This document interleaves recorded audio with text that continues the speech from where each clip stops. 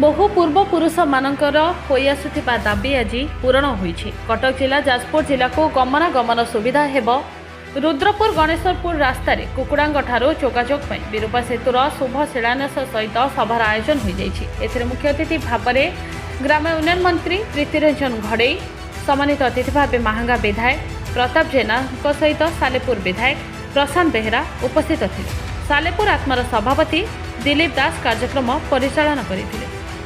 पंचायत समिति अध्यक्ष रामचंद्र भोई, block BJD कार्यकारी सभापति नारायण पति, पंचायत समितिर पूर्वतन उपाध्यक्ष रमेश जेना, ब्लॉक मिशन शक्ति सभापति तृप्तिरेखा परिडा समेत बीजेडी नेता और पुरुष महिला कर्मी माने कार्यक्रम में योगदान करथिले।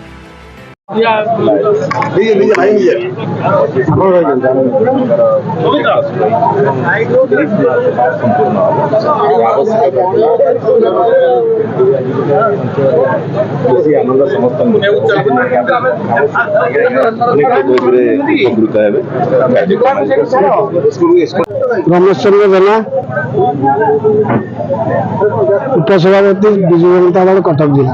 सभा नाला मानसिक विकासमूलक कम ये सभा सरकारी सूत्र रे कुकुड़ांग ग्राम गणेशपुर रुद्रपुर रास्तार सुउच्च सेतु निर्माण पाई विजु सेतु योजना रे माननीय मुख्यमंत्री मंजूर करथिले एवं ये जो सेतु ये प्रचेष्टार मूलमंत्र थिला प्रशांत बेहरा पाखे एवं प्रचेष्टा स्वप्न थिला अंचलवासी जेजे मान ग्राम अभिभाषण रखिली नाती अमल पूरण कले प्रशांत बेहरा माननीय विधायक एवं जहाँ मुझे मंजूरी बाबद माननीय मंत्री पृथ्वीरंजन घड़ईकर अवदान अतुलनीय एवं माननीय मुख्यमंत्री ये अंचलवासी जो उपहार देले यह अनेक दिन स्वप्न था से स्वप्न साकार होती खूब कम दिन भितर 2 किलोमीटर अतिक्रम करने से ब्रिज पर से सेतु जाजपुर जिला को संयोग करुच्ची एवं मालिका वर्णित